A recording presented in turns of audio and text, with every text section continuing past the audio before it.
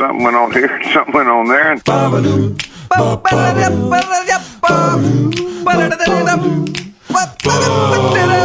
This time on Taggart And Torrens, we break down the movie Saved by the Bell? my encounter with Roberto Alomar, And why do those meat carts in supermarkets spin? coming up right now on TNT.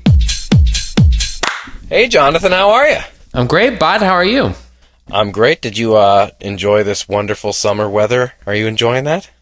I was until it suddenly became fall out. It's the air's cool out here on the East Coast. I don't know if it's the same in Upper Canada, but usually around this time in August, suddenly the evenings are a little bit colder, and you notice it gets darker earlier, and that's where we are. That's actually makes my heart sad because it wasn't that long ago we were talking about summer starting for you. I think it was an episode or two ago. You were kind of frustrated that it's been a long spring. And here we are. You sent me a photo of your shed being blown down, and that was right before summer kind of hit, and that wasn't that long ago. I know. And here you are coming into fall. I know. It's still nice and warm during the day. It's actually sweater weather. That's my pocket right there. That's my wheelhouse. Speaking of summer and boys of summer, Roberto Alomar was on Mr. D last week. Nice. I mean, I'm actually, I was kind of a grumpy Alomar fan because of that episode with the umpire. When What did he spit on do? him and stuff, and he was kind of, I mean, I know he's a spectacular player. I mean, probably one of the greats and deserves to be in the Hall of Fame and all that stuff. But, yeah, I mean, I hope that you saw a brighter side of the guy. Well, so I guess his reputation kind of precedes him a little bit. I don't even know why I had it in my head that he might be a bit much. I have to say he was a total gentleman, took pictures with all the crew guys, had time for everybody. He has a very rehearsed but patient smile, and he couldn't have been happier to be there. He was genuinely having fun. But this was the amazing thing. He was in a scene with me and a buddy of mine named Suresh John, who plays the janitor, Mr. Malik. Mm-hmm. Having been burned, as I mentioned on episodes before, by my sha-la-la-la moment with Michael Gross, who played the dad on Family Ties that I worked with on Fitz. I didn't want to say the word McCain. Like, it spring-loaded in my throat, of course, but I didn't want to say... Remember when you did that thing that was pop culture shorthand for crazy? You're referring to the classic McCain Catch the Taste punch commercial from 1990s. Yeah, and that kind of shaped the that was it for if you watch sports or if you watch TV. That was a staple. Well, and that was kind of a pop culture punchline for a couple of years. Yes. Yes, and that was like the classic example of like the bad sponsor, got to do it in 2 hours for the athlete.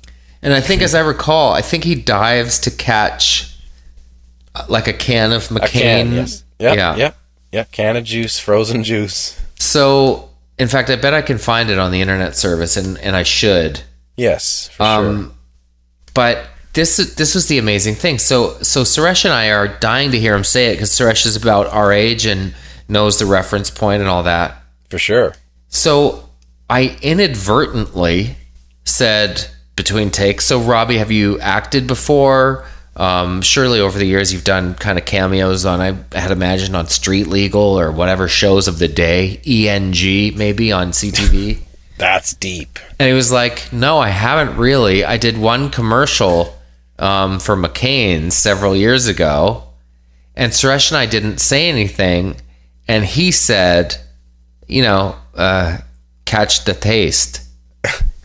So you were playing it like just, letting him, so he was actually like, come on, you guys have seen it possibly. Yeah. Just catch the taste, and then he actually, like, did he kill it? It was the same exact he crushed way. it. Yeah. It was the same exact performance and delivery, but it was a pretty surreal moment to have. I didn't even bait the hook. Did you look at Suresh like, this is happening? One of those guys? Is this really happening? It was so awesome that we didn't want to make eye contact for fear that he would be like, oh, I see what you guys are doing.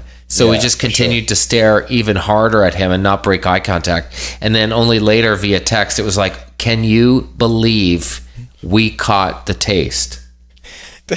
Did he say it again? So what did you say? Oh yeah, no, I know what you're talking about, Robbie, when he threw that out there? Yeah, well, Suresh asked him a bit about the process. Like, so when you shot the McCain thing, like how long did you have, or did you have to say a bunch of lines? And he was like, well, I just kind of fielded some balls and then said, catch the taste. So he dropped it a couple of times, and it was pretty serious. Here it comes. I'm going to play it for you.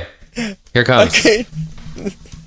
I could see it for sure, like if someone coaxed him to do it. McCain frozen punch in orange, berry, and fruit punch. McCain punch is made with real fruit juices to deliver real fruit taste, which makes McCain Here it comes. the punch of champions, like Roberto Alomar. Win a day with Roberto Alomar and the Blue Jays by entering the Catch the Taste sweepstakes from the Junior Jays and McCain Punch today. Catch the taste. Like totally 5 seconds of his life. I can't even believe he remembered doing it. He probably got $1 billion. Really? Do you think? I thought that those were always like, not great. Well, why else would he do it? Well, because that was all there was, and it was more also promotion to keep your name out there. That's why they do them, right? They get like... Yeah, but that was peak career time. That wasn't like trying to stay in the limelight. Yeah, but it's Canada, for one thing. So you think Roberto Alomar did the McCain punch spot for 12.5? Maybe. Yeah, here's an example, like Johnny Damon at the height of his career, after he had won the championships, World Series with... He did a couple of spots for Peabody Hardware. Yeah, in Massachusetts. When he won with Boston, he did one for Dunkin' Donuts, where it was a long campaign, and I don't think he made that much, like 20 or 30 grand for a commercial. But it was about. I'm serious. It was more about getting your name and your face out there to the public. I mean, unless it's McDonald's or something that you have like I'm sure Michael Jordan, when he did McDonald's, it was ridiculous, but.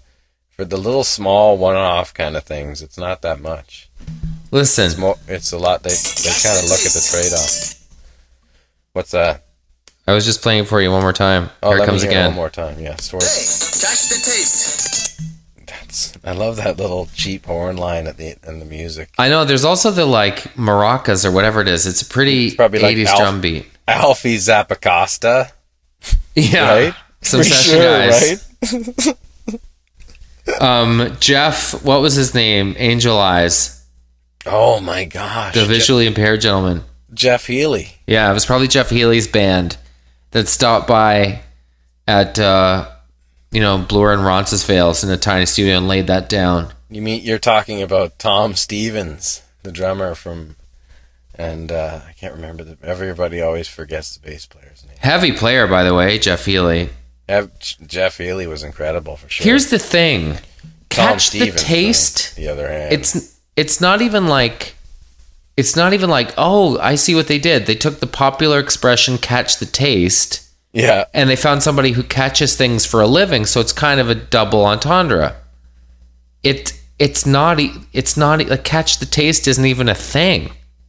Well, if you're thinking like when it hits the palate and you're catching it with your flavor bits.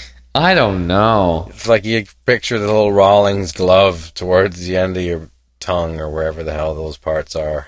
I think you're being awfully generous. Like even Roberto, oh my God, that's good juice. Like that, I see. They took his name and they made it about the juice. Catch the taste isn't a thing. No, it's not. Believe me, I'm not too upset about it. It was a shit campaign. Other than the fact that it was Robbie doing his big dives. I'm livid if you can't tell. Or like even a la marmalade. Like there should be. I'm not an ad guy, but there should be like a tie-in between the person's name and the thing, shouldn't there? Catch the taste. Well, I don't know. Maybe that was the campaign previous, and did they maybe do it with some other athletes, but I don't know. It was pretty lame though. You're correct. Unlike OK Blue Jays, Let's Play Ball, Written by Keith Hampshire. No. Yeah. No, it's written by Keith Hampshire. Who the hell's Keith Hampshire? Who the hell's Keith Hampshire? Tony, what the heck is his name? Yeah, my dad used to play with him in the 60s. Is it a fly ball or is it a seagull coming in from the lake? Tony Kosnak, that's who it is.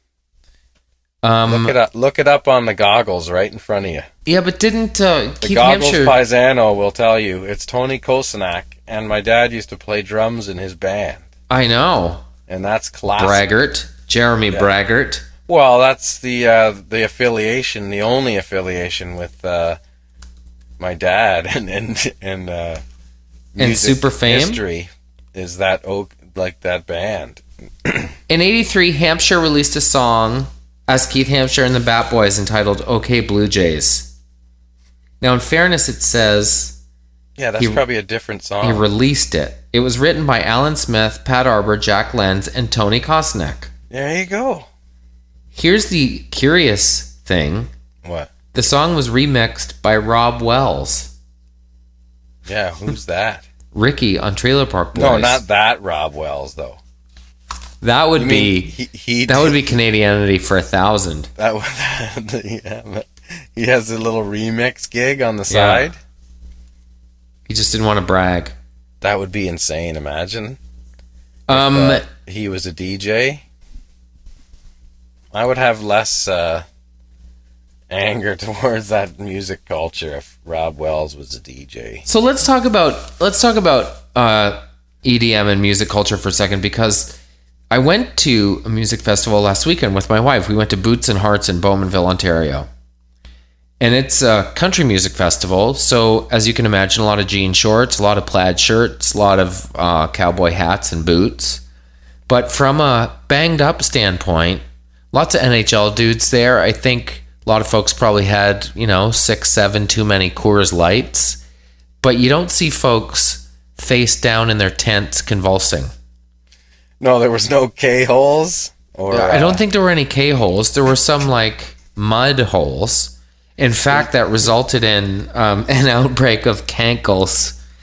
I met an EMT. Cankles. This woman was leaving, and she looked pretty beaten down. And I said, "Did you have a nice day?" And she said, "Well, I'm actually an EMT, and I had to treat 30 people for an airborne skin."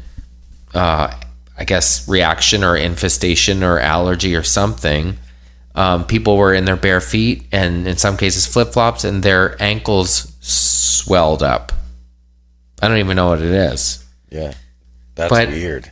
Compared to the EDM festivals where GHB or throwing down some bath salts to some Avicii and ending up in an ambulance. Why is that fun? I don't know. I don't understand why. Well, I mean, I've been to a couple raves in my life, and I took part in that culture a couple times, and it was I was like, "What's going on? This sucks." And then somebody gave me some ecstasy, and all of a sudden I was like, "Man, this music is the best music in the world."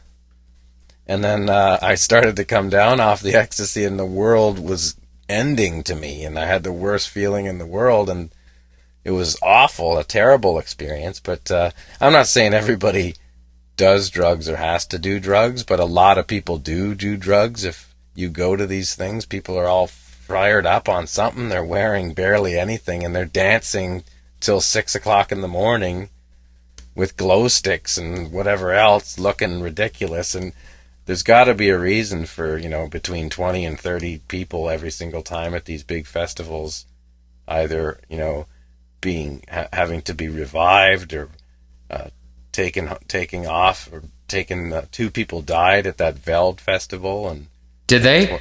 Yeah, 29 people were in hospitalized at the Avicii concert. I think there was a rivalry between us Boots and Hearts folks and the Veld people. I think we were supposed to fight them.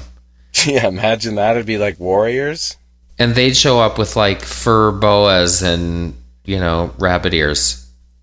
Here's the thing. Grinding their teeth. EDM, like what you do at nighttime, I get it. You come alive in the nighttime and you want to go, dry hump folks in a safe environment. That is what it is. It's the dudes in the Civics with ground effects packages listening to Zip Dap Dap a Quick Dork Zwip Damn Bump at 8:48 on the 404 on their way downtown to work at Kinko's. Oh, I don't believe me. Why do you want to listen to that stuff then? I don't know. Like when I hear that music, I feel like shopping, and I don't like shopping. You know what I mean? I hate looking at clothes, but that's what it. That makes you want to go into Le Chateau and try on some hammer pants. Yeah, it's like I don't want these clothes, but I must look at some more and buy some more shit. You know what I must do? What? I must take a break, and then we want to get into this. Don't want to blow our wad, so to speak, but there's a Saved by the Bell movie, and we're going to drill down.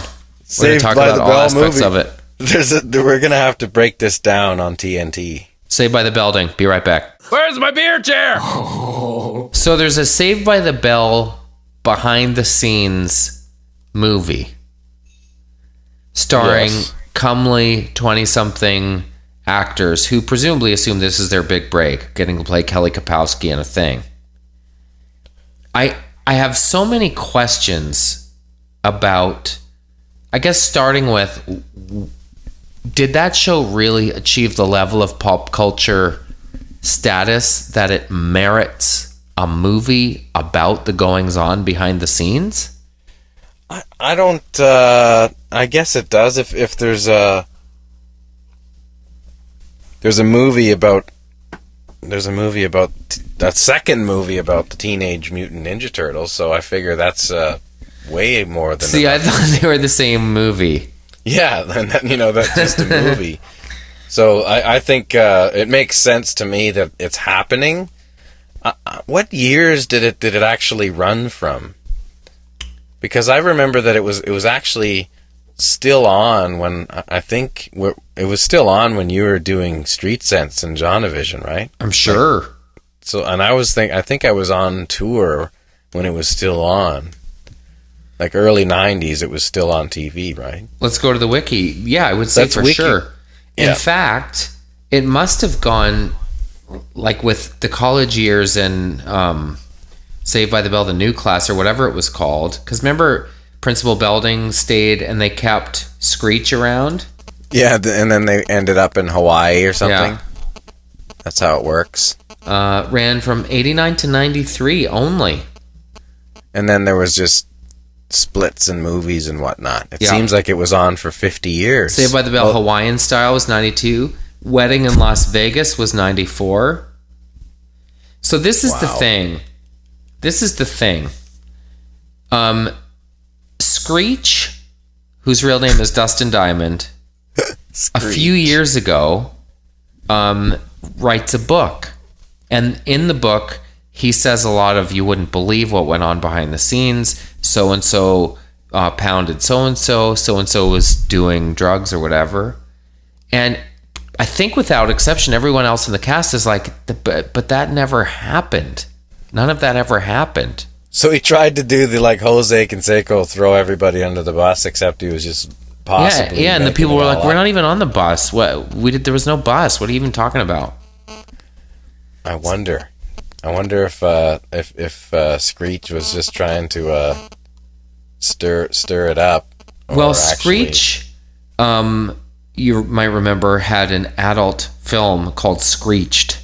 That's right, he did. He tried that, and even that didn't work out. I don't think it went super well. But so the rest of the cast people were like, "Well, yeah. First of all, it's not even him in the movie, and secondly, he's doing it as a money grab. So why would you believe anything that he says?" So I found a clip. Here is Dustin Diamond on Life after Saved by the Bell. The question posed was, is there anything about your time on Saved by the Bell that you regret? I feel like he protests too much about how great his life is now, but take a listen. I don't regret anything about, anything involving Saved by the Bell. I mean, it was a huge part of my life. It got me to where I'm at now, and I live a really good life. I enjoy myself, stand-up is great, and, the audiences are fans of mine now, and not just the Screech thing. I mean, doing stand-up in the beginning, everyone went, hey, Screech doing stand-up. Now people are like, yeah, Dustin Diamond, he's funny, we're coming out to see him, and, it's like people actually know my name now. It's really cool.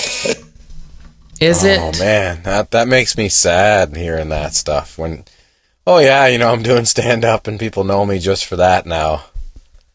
Talk about just stunned in your own little world. Okay, but wait, it gets worse. Okay. People think, because stand-up isn't televised, if you're, not on TV all the time, that, he's washed up, you can't get work. No, not 47 weeks out of the year. I'm working constantly, and I started stand-up the first time I hit stage 5 days after our rap party for the new class. So he's rugged. He's got sea legs. He's an experienced comic now, respected almost. There's something so defensive about it, and I don't even mean to diss the guy, because I am like one bad decision away from working at Burrito Jack's, but he seems to be defending himself where the question didn't really warrant that.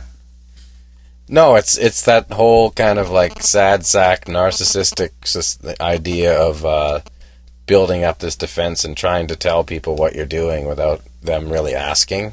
Right. Mario Lopez is someone that I've devoted a lot of energy professionally to mocking, because he's one of those guys that I just don't for the life of me understand it, to the point where on my show a few years ago I had a thing called the Lopezes, which was like the Oscars for the worst in television, and I named them after him, and the statue was like an Oscar with curly hair and big dimples. Well, isn't that what it is? Like he's become the guy who can read something without stumbling, so they get hired all the time. Is that his thing? Teleprompters and reading as a host. Isn't that what he does? He works a lot. Yeah. Like he's always doing those TV like reality shows, talking about whatnot with a mic and saying, here they come out, and what do you think about that? No, never a pressing question, always just real light. So I have a theory, like, do you remember Pat O'Brien? Yeah.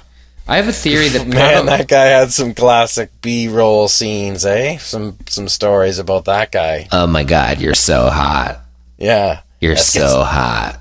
Let's do some coke and get some hookers. I have a theory that Pat O'Brien was never actually in the studio on any given day that there was breaking news, because anytime he was just on camera in those shows like Mario Lopez and Extra, all he ever said was like, coming up, you won't believe what happened. Every single time. And then they just go right to VO. He does voiceover from his house, and they just drop it in over the picture. Yeah. And I think it's the same with Mario Lopez. Although they've made Mario Lopez, he now has to do those devastating in-show commercials. Like in the middle of Extra, he has to talk to some skin expert about how to fight cankles at a country festival. So show me how you put it on. Yeah. Oh yeah, I got it. This isn't tough. Little awareness, eh? But no more cankles. But why does big smile with the dimples? Ugh. Why does he work so much? Because he's got big dimples and a nice smile, and he the sad part of it, he can appeal to both, every race. Everybody loves him. They think about that stuff down there, right? And he has big muscles, right? Was he or was he not? I'm just looking at his IMDb. Let's play a game called Marry Yes or Marry No. Oh, I love it. A game. Marry Yes or Marry-O. Marry Yes No. or Marry No. Yeah.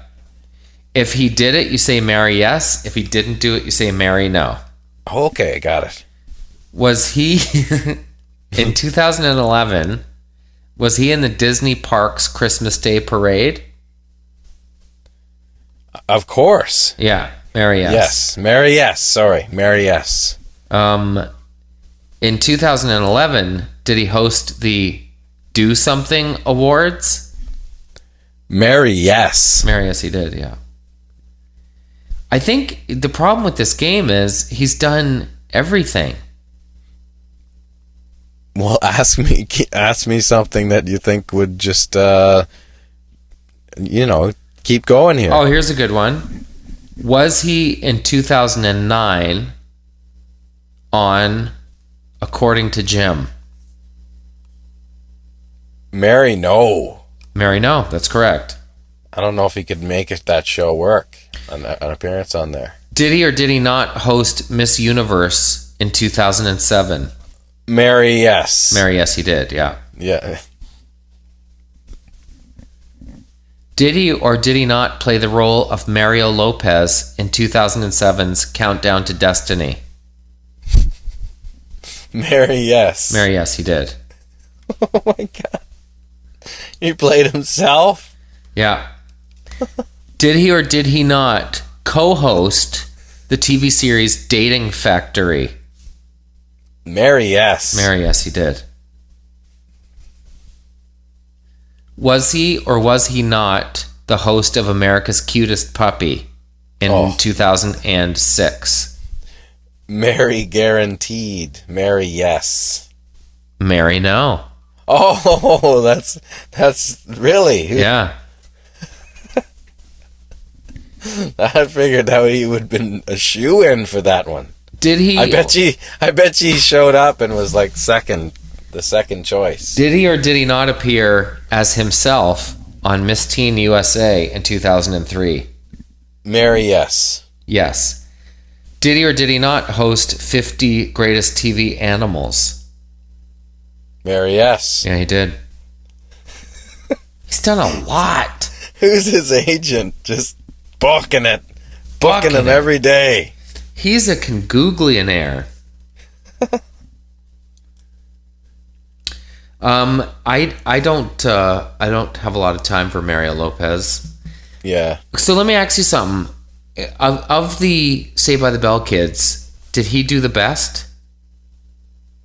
No, didn't who's the guy with the blonde hair? The Mark Paul Gosselaar? Yeah, he's on TV now. He's on one of those CSI shows, isn't he? Yeah, but Mario Lopez is on like 5 shows right now. Is he on one of those shows too? Is he on TV shows? I don't know if he's on one of those shows, but he's on a bunch of shows.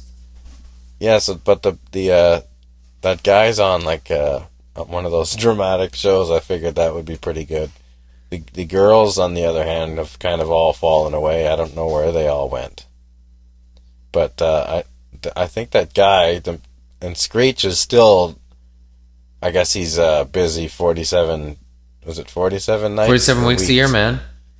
He's playing weeks. He's playing the Chuckle Factory in Akron.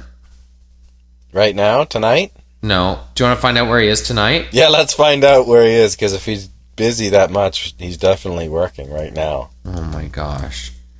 Let's see. I'm going to dustanddiamond.com. It's my worst fear.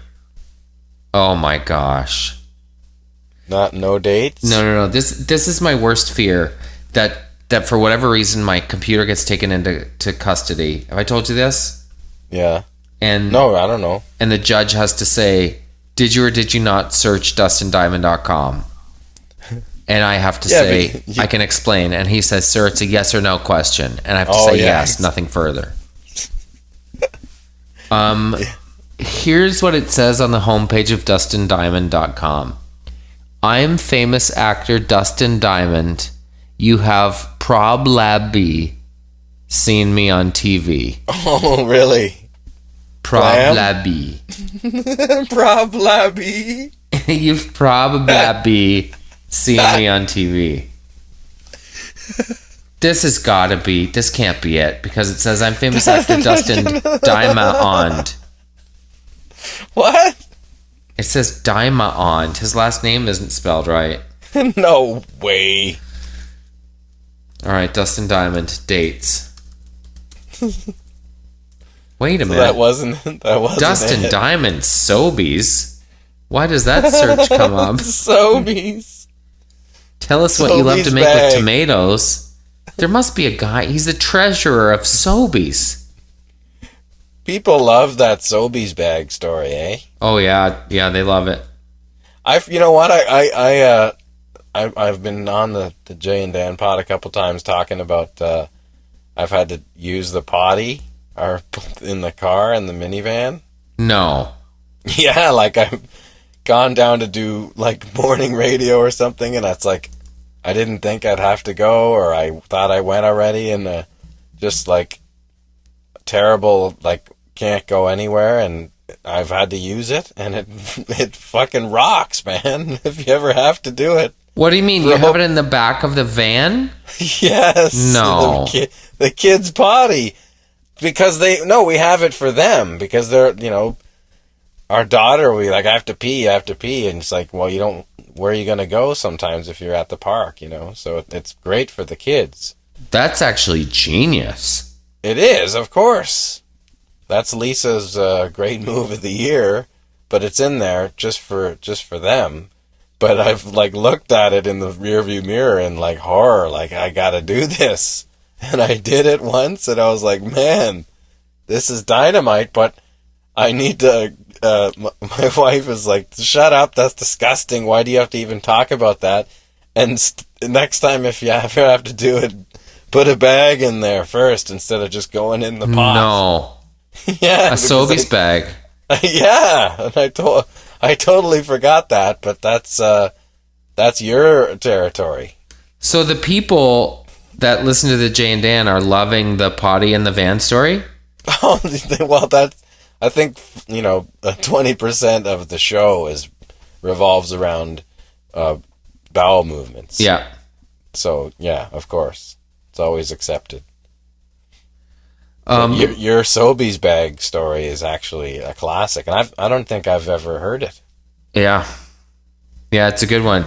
I have another one for them when I go back on. If that's their wheelhouse, I have another. Well, I don't know if it's their wheelhouse, but it's like Jay loves that stuff. Oh, sure he does, but I'm saying like that you went on and told that story, and it was like everybody loves that story, so it doesn't necessarily mean you need to go and tell a shit story next time you're on the podcast. It's a very East Coast thing. It is, isn't it? Because it's like Kleenex. That's the brand here. It's like, where does your mom keep her Sobeys bags? That's what you ask when you went into someone's house as a kid. That's all it is, for sure, absolutely. And it's funny because I had a friend who grew up in Toronto, and Sobeys was in kind of a shishi area, and she thought it was an upscale Jewish grocery store. I was like, really? Because there was only, I guess, one in Toronto, and that was the area it was in. Oh, there's one that's around. There's one up by me. There's a Sobeys Express, which is like the fancy one. Really? Yeah, it's like, I guess it's trying to compete with like Whole Foods, and it's like all the open, the olives and the whatnot, and the cheeses and the oh yeah, man, it's heavy duty. My 2-year-old Sobeys daughter was Express. complaining that she didn't have enough dresses and enough options for things to wear, so I made her a dress out of a Sobeys bag. I took the handles, and that's where her arms went, and I just ripped the bottom out. I was like, well, then you can wear this till the end of time then. And it's still like it's still the East Coast is Sobeys. Yeah. Like you were there, you've been to a Sobeys in the last week. What time is it now? Yeah. We're having the Mr. D crew down here that's tomorrow. right. You're having a big party tomorrow. So you were there earlier, right? Well, okay, so the biggest challenge about this barbecue has been we like to make our hamburger patties a certain way. And I'm not going to give away Carol's secret recipe, but they're excellent burger patties that she makes. Nice. But we need 150 burger patties. So I was trying to wheel the meat manager at Sobeys Oh, yeah. into making them Carol's way, and she wouldn't do it. No. She was like, no, we can cut them off for you and just give you the patties. But when you just buy the patties at Sobeys, they're like doorstops. There's nothing flavorful about them. Yeah, you don't have to make 150 patties on your own either. Right. So my thing was, let us buy the ingredients. I'll give you the secret ingredients and the recipe, and you guys can just make them up our way. But they wouldn't do it. There were two young guys working there who were game, and then Inspector Killjoy returned back with her round meat trolley and said, we can't be doing that stuff. That's like what. And then it was the end of that. You had some little side deal going. I did. An extra 5% each. See, the first question that I asked the guy, his answer was, well, I don't see why not. So once he opened the I don't see why not door, I was like, all right, I'm going to jam it through. Can you make me 150 patties? I don't see why not. Can you make them like this? I don't see why not. Let me ask this lady over here. Yeah. And the sirens went off, right? You know the meat trolleys that when they push them, they're like round and metal, and when they push them, the metal thing goes around? Spin. Yeah. What are those? I don't know. Why do they have to do that? I don't know. Why does it have to spin? I don't know. But it was spinning, and so was my mind after my interaction with her. What, she came and it started spinning? She shut it down. Why do they spin, though? I don't know. Maybe it's so that the meat doesn't stick to the edge of the thing. But they're always, even if they're in packages in there. Yeah, I know. I don't know why it needs to spin, but it does. They always do. And it's funny because you can't move it that fast because it doesn't spin that fast. It's spinning. So she was about 10 feet away when she dropped the, wait now, what's this? And we had to wait in silence as she walked up the remaining 8 feet. She's so mad, it's like whistling. Yeah. Yeah. Pork chops are flying. So all that to say, they're going to make us patties, and then we're going to unmake the patties and remake them our way. Oh, so like you got to do whatever how's that going to work? It just has to. You just have to get up at 5 in the morning. Yeah. You're going to have a big bash tomorrow. It's going to be a good time. It's a big bash. Yeah, it's all the crew from the Mr. D show. It's a crew barbecue. Nice. And I thought it'd be nice because it's our 4th season. I thought it'd be nice for all the people to come down to our place and jam some meat. And everybody's going to have a good time. Yeah. So I went to do you guys have Giant Tiger in Upper Canada? The Spotty. They're not around that much, but they are. But you know what I mean. Bit, yeah. They used to be a lot more, but not as much. Yeah. So I went to the Giant Tiger today because I was looking for some kind of lawn games. Yeah. Things to play on the lawn. We have washer toss, of course. Of course. I was able to get a beanbag game at the Giant Tiger. Yeah. And then they also had lawn darts. I was like, oh, wonderful, lawn darts. Yikes. But I noticed they're rounded on the bottom. They're not the actual old school darts. They're safe darts. You can't get those anymore. So it says on the package contains 4 lawn darts and 2 neon ring targets. Okay. So I noticed the box was kind of ripped open. And I say to the gal who's working at the cash, I don't see the ring targets in here. And so she says, well, let's just pop the top. I'm sure they're in there.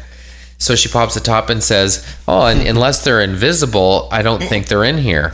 And I was like, yeah, I don't think they're in here either. So she said, let me call the guy from the department and see what to do. I was like, well, I'm sure I can make up my own rings. She was like, no, that's not right. It says there are rings in there. Let me see what we can do for you. So she calls the guy to come over. The guy, I should have known. He was Wasn't there another box of these things? No, this was the last one. Important detail. Yeah. So the guy who was in charge of deciding how much I get off was in the parking lot corralling carts. So it's not like I'm going right to the top. Like this guy is somehow cart guy who's also in charge of discounts. So he comes in, she explains the situation. I apologize to the guy in line behind me. I say, I'm usually you. I'm usually stuck behind this guy who's like waiting to get a price on a thing. So cart guy, let's call him Carl, says, oh yeah, I understand. Yeah, the game's not much good to you without those. So we'll give you 5% off. Oh yeah, 5% off. Sweet. Way to dig deep, Carl. Nice. But I was too far down the road. I couldn't say, well, then I don't want them, because then I look like that guy. Yeah. So I ended up buying them, and then I went to Canadian Tire and bought 2 hula hoops, and I'll use those as the targets. Perfect. That's a 5%. A lot of running around though, bud. That is. And I mowed. We live on an acreage, and I mowed a soccer baseball diamond today. Ooh, that's amazing. That's cool. When was the last time you played soccer baseball? I don't think. I don't know if I ever have. Really? Actually. Yeah. It's a great game.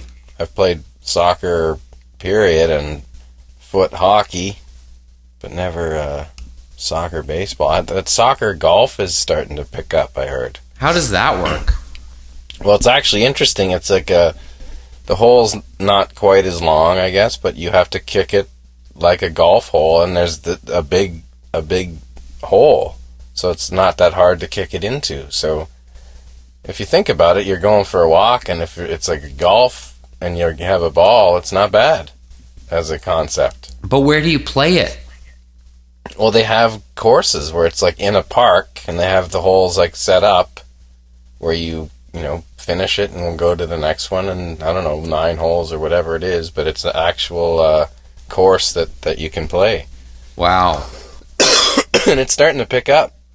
So there's no way to modify an actual golf course to play. It's not like that. Yeah, I don't think it's nearly as long. Right. Clear, it's just a couple kicks and then you're in. Probably closer to disc golf, like the frisbee golf. Right.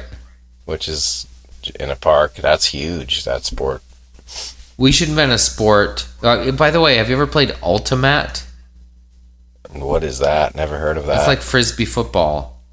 Okay. But people wear headbands and short Adidas shorts to play it. Nice. Yeah. But you're tackling people or not? I don't think so. I think you're like backslapping them and broing them down. Nice. Yeah. Let's take a break here on TNT. Okay, bud. Be right back. Who are you right now? I'm anyone you want me to be. I'm what you call a shit. Welcome back to TNT. Hey, Jonathan. You were talking about Mario Lopez, and I was. We were talking about the Saved by the Bell movie that is happening, and there's nothing that we can do about that. But we can have some more fun with Mario Lopez. Is there any such thing as enough fun with Mario Lopez? Apparently not. You have another game. What is this game? Well, so this is what I was thinking. Have you heard I Love You, Pappy? That would be the J-Lo hit, right? Yeah. That I thought was a joke. Yeah. It's funny because I'm realizing between Mario and Jennifer and George, I don't know if I respect the craft of anyone with the last name Lopez. George, throwing him in there. Well, a lot of people say, like a lot of comics will tell you that George Lopez is hilarious. I think I heard Chris Rock refer to like the great George Lopez, and I couldn't believe that someone like Chris Rock would consider someone like George Lopez in the same realm even. But apparently he's a comics comic. I guess he is. Yeah, I've heard the same thing. So this is my idea for a game. I'm going to read a quote from brainyquote.com, and you have to tell me whether it was Mario Lopez or Jennifer Lopez who said it. Perfect. I love it. Or if we keep it in the Mario realm, it could be Mary yes or Mary no. Okay, we could do that. Or Lopez or Nopez. Nopez or Lopez? Nopez or what? Let's just go with Mario or Mary yes, Mary no. I'm good. Okay. I'm good with that. Okay. Okay, you ready? Yep. I love talking about women because they are a constant study and you're always learning. Mario or Jennifer? I'm going to say that's Mary, yes. Meaning Mario? Meaning Mario. Correct. If you kiss on the first date and it's not right, then there will be no second date. That sounds like Mary S. Mario again.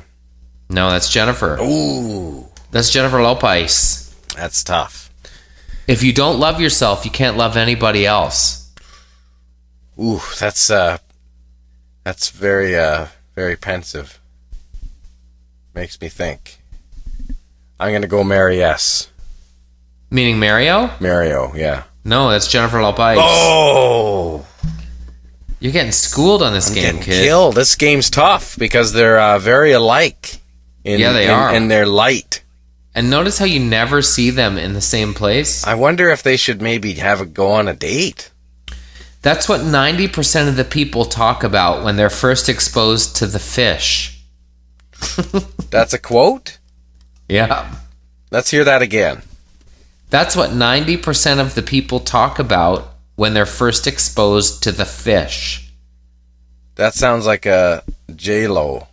So That's Mario Lopez. Oh. Guy, it's crazy. I don't even know what it means. I thought I knew Mario Lopez. I guess not. I guess you don't. I guess I don't know him at all. Is there any more?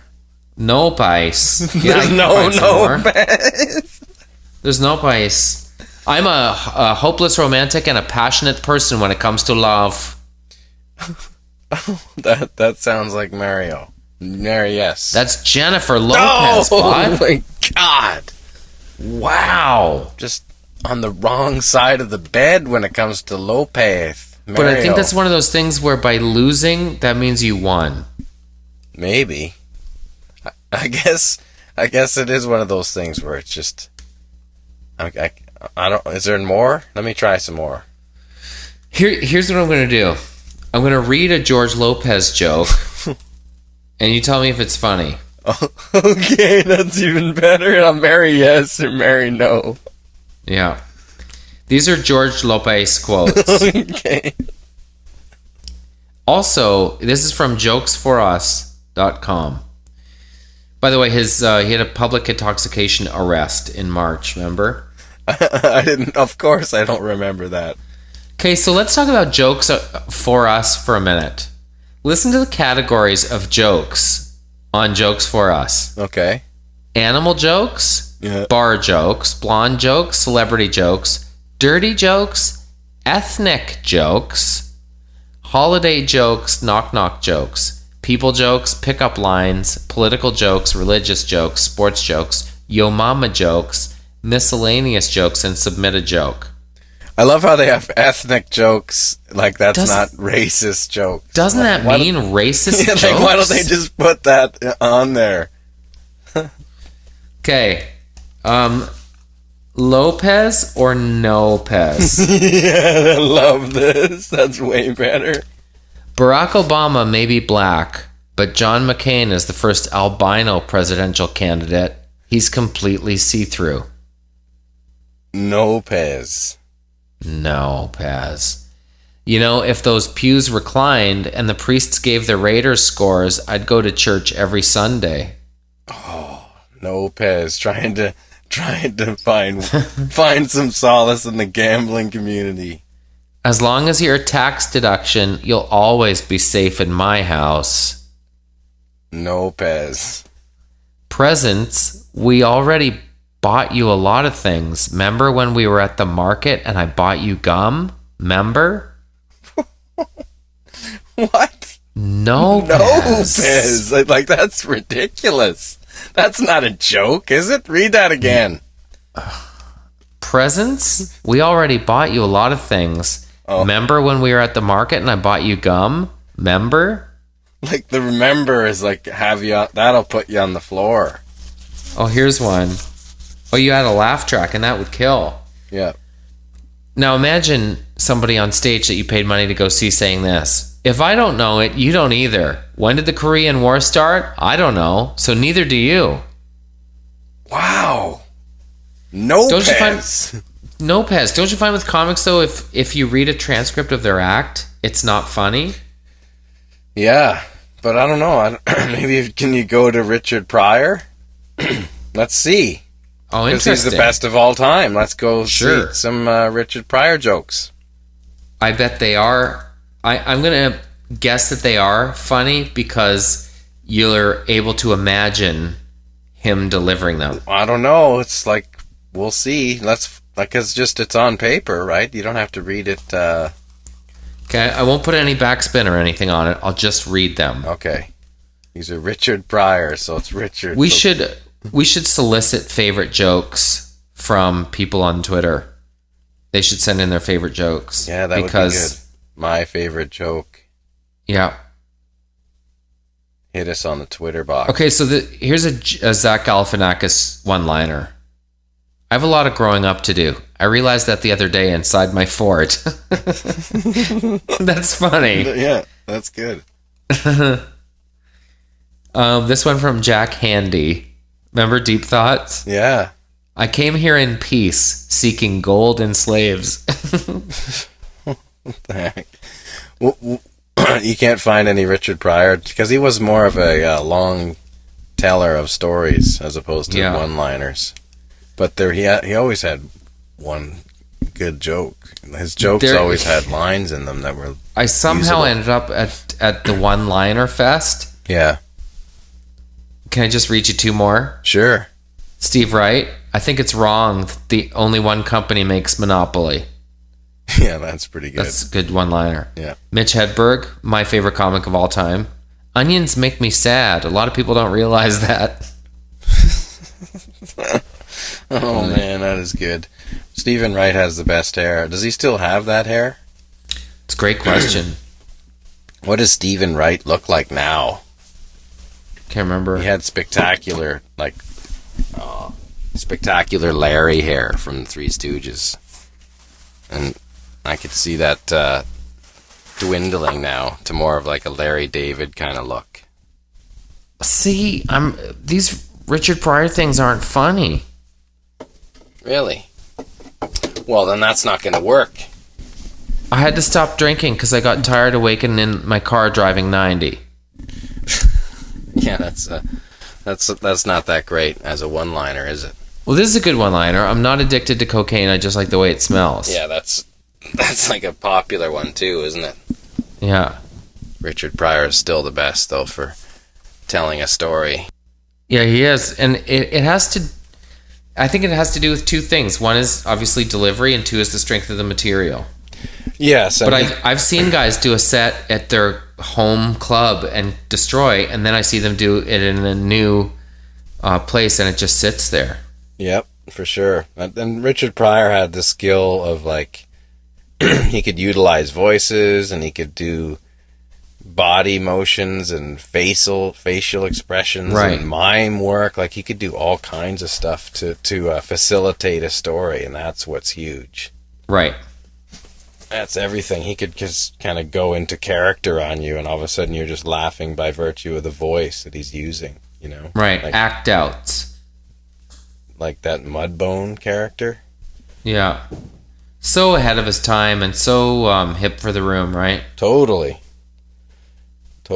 And growing up in his environment, just that kind of like off the charts upbringing. He grew up in a brothel. Really? Yeah, man. And his mother or his father was a Gold Gloves boxer, a real tough guy, and his mother was working in the brothel. So really, yeah. And his grandmother was like running the whole thing. Apparently, his grandmother was like the ring, just the ultimate ringmaster, and just called all the shots. And he was apparently she was the only one who could say something to him, and he would be like, run away, listen. So crazy. Yeah, his story is incredible. A lot of those cats have really dark, weird stories, don't they? Yeah, for sure. Usually the better they are, the more crazy the upbringing is. That's my problem. I'm too grounded. Oh yeah, Too normal a nickname.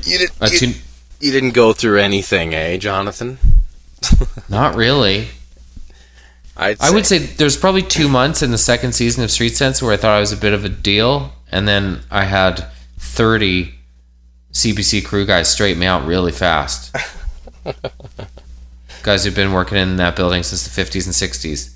They're like, hey, can I talk to you for a second? You're going to want to stop doing that right now. Oh, yes, man. sir. That was it. Remember the old school CBC, how crazy it was and how, like, different it is now? Yeah, it was awesome. Did you ever buy your own hype? What's that? Did you ever buy your own hype? No. It was always cheap enough to just take it. Ronnie'd straighten you out pretty quick on that, wouldn't he? Yeah, that and just the idea of it. I don't know. I think I've always looked at playing drums as more of a trade, like a normal, right? As if I were like a bricklayer or something, because it's just something that takes a long time and you work at it, and if you do it well, then stuff comes with it. And I think same goes for talking and giving opinion. It's just you're just kind of having conversation and trying to volley back ideas. Chop wood, carry water, bud. That's all you can do. I think if you're honest about it, then that's all it is. And if you get carried away, then usually you're gonna, I don't know. Some people are like that, and that's how they get to the next level, is being megalomaniacs. I don't understand it, but it's never worked for me. I can't do that stuff. It worked for George Lopez. Hey, not to cut your grass, but the Miniature Ponies have our first gig, man. You're going to have a gig before I have a gig in my band. That's classic. Well, I don't know. It's November 14th, and we're opening for the Openers. Yeah, you probably will. I won't be playing any shows, I don't think, before. Maybe. It might be close. It'd be, I might have a band name by then, though. That'll be interesting. We're trying to put together our little set list. Yeah, you're talking about, like, it's good country, like old country that you're doing, right? Yeah, but this is the thing. Everybody has a different interpretation of what country is. Like, one of the tunes that we started to do was Handle Me With Care. Remember the Traveling Wilburys? Yep. It's a great tune. That's an awesome song. But it's arguably not country. No, it's more of a rockabilly kind of song. Yeah. But isn't rockabilly sort of country-ish? Yeah, for sure. Totally. I mean, there's pedal steel and stuff going on in there. Yeah.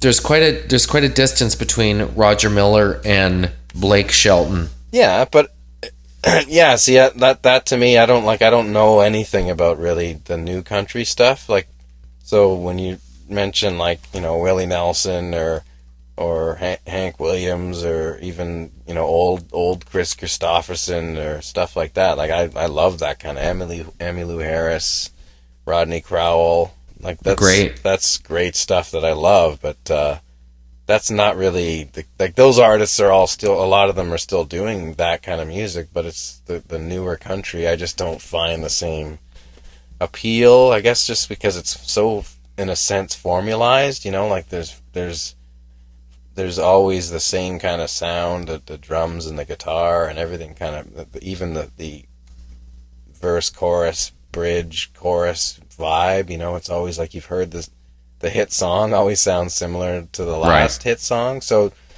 unless there's a genuine artist that kind of comes out a little different, like my friend Chris McHugh plays with Keith Urban, I think he's a little bit different. Maybe that's because he's a really good guitar player. That might be the reason. And he's Australian. Yeah, exactly, right. But then on the most part in Nashville, that really popular country music is just kind of a little bit too slick for me. It's a great town. Have you been? I have, yes, for sure. I haven't been in a couple of years, but it's a really cool town to hang. All the heavy duty session players play in bands at night, and they play in honky tonks up and down the strip, and they don't get paid. They pass the hat, and that's what they make. Yeah, and a lot of that. So some of the best music you'll see is just the house bands or hired guns in a honky tonk. Well, that's these guys kind of, if you're in the scene, you're doing it to keep up your chops and have fun, and if you're not in the scene, you're doing those to try and get in the scene. So you're always having the best of the best, like the guys that are already in the round tables of session players, and then the other guys that are trying to get in that. So you have, it's like an ongoing cycle of great music constantly, for sure. You know what I'm going to do? I'm going to get out of this wishy-washy TV business, and I'm going to get myself into something more secure, like country music cover band. Perfect. I think there's a future in that. I know people that have done similar things, and it worked out. Hey, I'll talk to you next week, bud. Great talking to you. I'll talk to you soon, JT. And also with you, 13 in the can. We have done a baker's dozen of episodes. Hey, thanks to the people for listening. You can hit us up on the Twitter machine, Taggart and Torrens. We really appreciate your feedback. And it's been really fun figuring out what works and what doesn't, and the highs and lows. Thanks for sticking it out with us. Thank you, everybody. Thank you, JT. We'll talk to you next week. Okay, JT. Fucking ready?